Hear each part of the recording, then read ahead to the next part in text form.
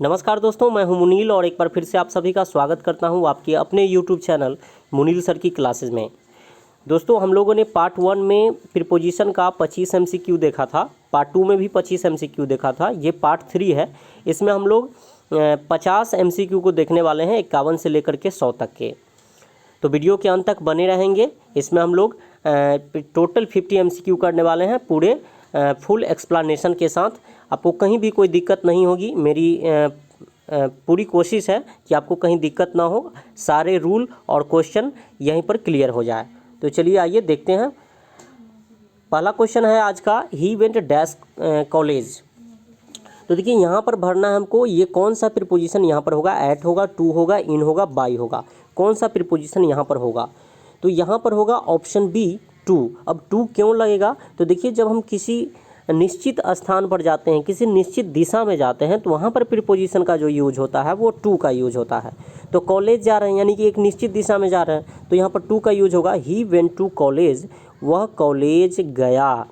आप ऐसे भी ट्रांसलेशन बनाए होंगे, I am going to school या आई गो टू स्कूल। तो वहाँ पर स्कूल के पहले क्या लगता था? टू लगता था। क्यों लगता था? क्योंकि हम लोग स्कूल जा रहे हैं, तो स्कूल जा रहे हैं तो एक निश्चित दिशा में जा रहे हैं, तो वहाँ पर टू लगेगा।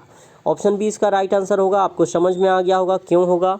नेक्स्ट है आपका question number 52, what do you think, आप क्या सोचते हैं, डैश सुशान। तो देखिए यहाँ पर जो भराएगा वो होगा अबाउट, ठीक है। थिंक अबाउट, थिंक अबाउट का मतलब हुआ के बारे में सोचना। What do you think about Sushan, Sushan के बारे में आप क्या सोचते हैं। तो आप याद रखेंगे कि जहाँ भी थिंक आएगा वहाँ पर जो प्रीपोजिशन यूज होगा अबाउट होगा। थिंक अबाउट यानी कि के बारे में सोचना। नेक्स्ट है क्वेश्चन नंबर 53 में आपसे पूछा गया, we drove dash the desert. We drove यानी हम लोगों ने ड्राइव किया, गाड़ी चलाया, डैश द डिजर्ट। यहाँ पर राइट आंसर होगा एक्रॉस। एक्रॉस का मतलब होता है इस पार से उस पार।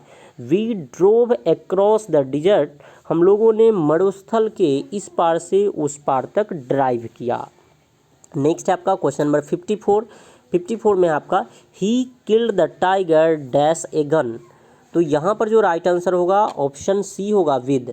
अब समझते हैं कि विद क्यों होगा।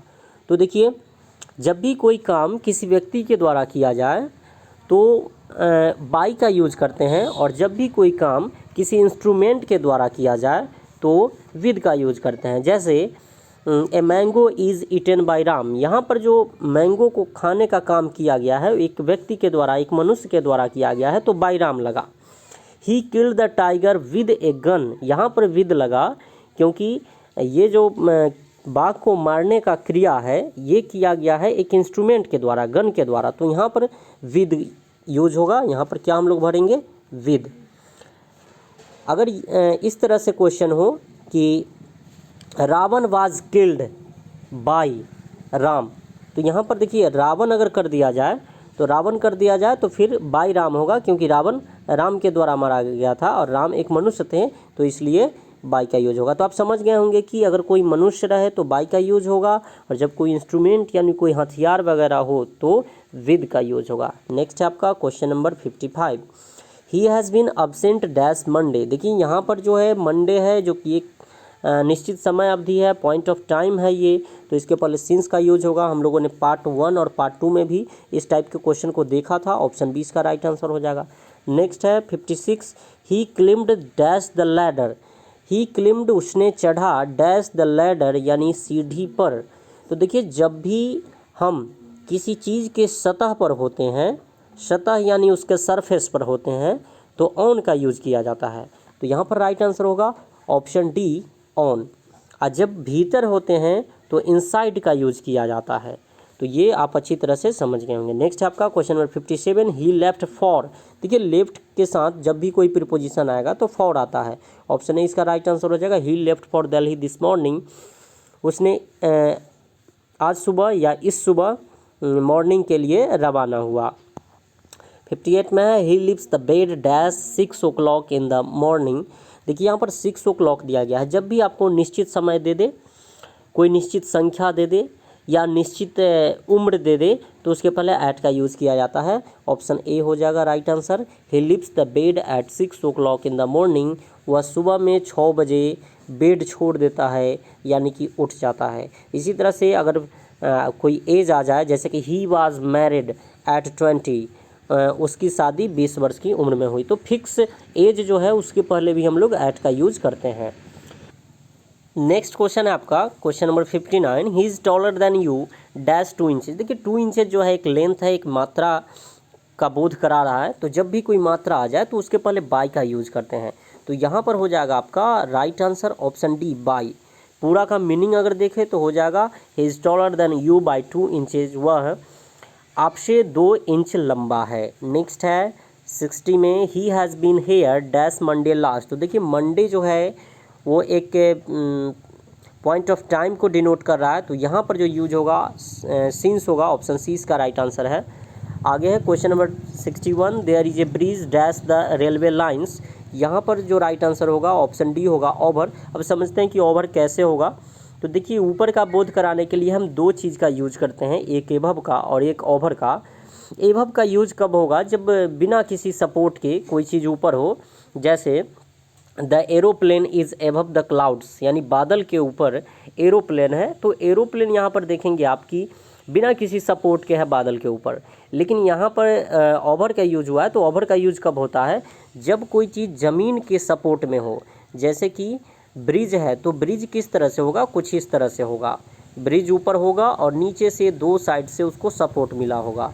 तो जब भी सपोर्ट पर कोई चीज़ ऊपर हो तो उसको हम ओवर से डिनोट करेंगे, यानी प्रीपोजिशन ओवर का यूज करेंगे। तो इसको आप अच्छे से समझ गए होंगे। There is a bridge over the railway lines, railway lines के ऊपर क्या है? एक पुल है। नेक्स्ट है 62 का, leave the class dash once.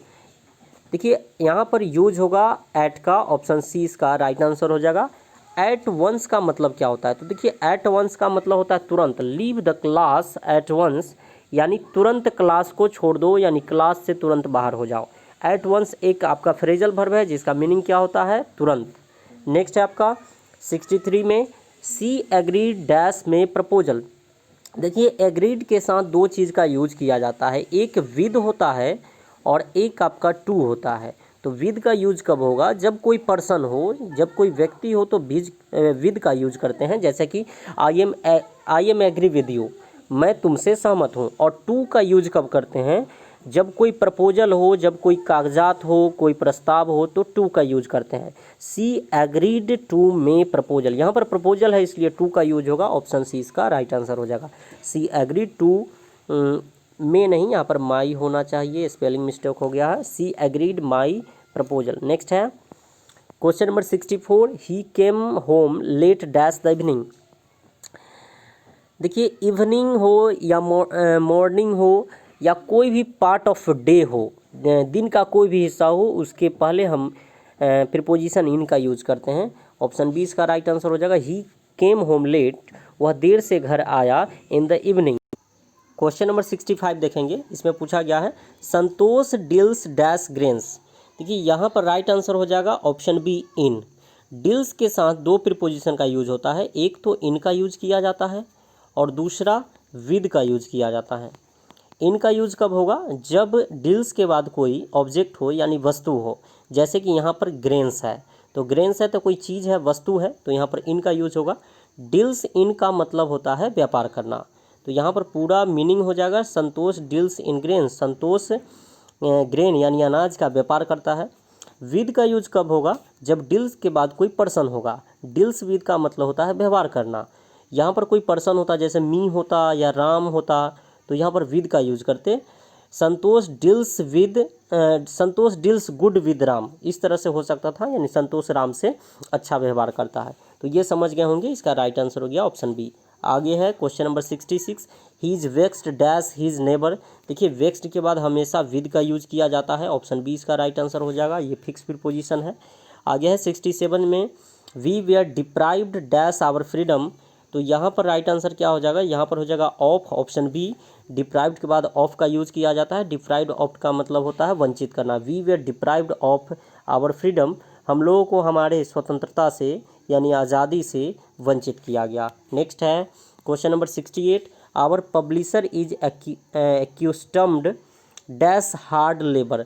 देखिए एक्यूस्टम्ड का मतलब होता है आदी होना या लत लग जाना।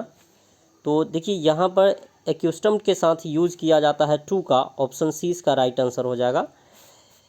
नेक्स्ट है आपका question number 69, he complied dash my request. Complied का मतलब होता है पालन करना या स्वीकार करना।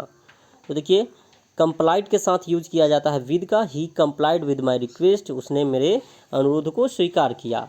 नेक्स्ट है आपका क्वेश्चन नंबर 70 में पूछा है a crime is charged. Charge के साथ हमेशा अगेंस्ट का यूज किया जाता है, तो इसका राइट आंसर हो जाएगा ऑप्शन बी। आगे है आपका question number 71, success consist. Consist के साथ विद का यूज किया जाता है, ऑप्शन ए इसका राइट आंसर हो जाएगा। आगे है 72 में she was removed dash the office of the director. Removed का मतलब होता है हटाना, और जब भी एक चीज़ दूसरे चीज़ से यूज हो तो मैंने आपको बताया था कि फ्रॉम का यूज किया जाता है, तो यहाँ पर रिमूव्ड के बाद हो जाएगा फ्रॉम, ऑप्शन सी इसका राइट आंसर हो जाएगा। She was removed from the office of the director, उसे डायरेक्टर के ऑफिस से हटा दिया गया। नेक्स्ट है 73, सी सडर्ड डैश द ड्रेडफुल साइट। ठीक है, सडर्ड के बाद आपका यूज होता है एट का। ठीक है, सडर्ड का मतलब होता है डर जाना, कांप जाना। सी सडर्ड एट द ड्रेडफुल साइट। ठीक है, भयानक दृश्य को देख करके वह कांप उठी, डर गई। नेक्स्ट है 74, she smiled dash my mistakes. Smiled के बाद एट का यूज किया जाता है, तो यहाँ पर राइट आंसर हो जाएगा option D, she smiled at my mistakes, उसने वह मेरे गलतियों पर मुस्कुराई। नेक्स्ट है 75 का, आई रिजॉइस्ड डैश हर सक्सेस। तो देखिए रिजॉइस के बाद यूज किया जाता है ऑफ का, तो ऑप्शन ए इसका राइट आंसर हो जाएगा।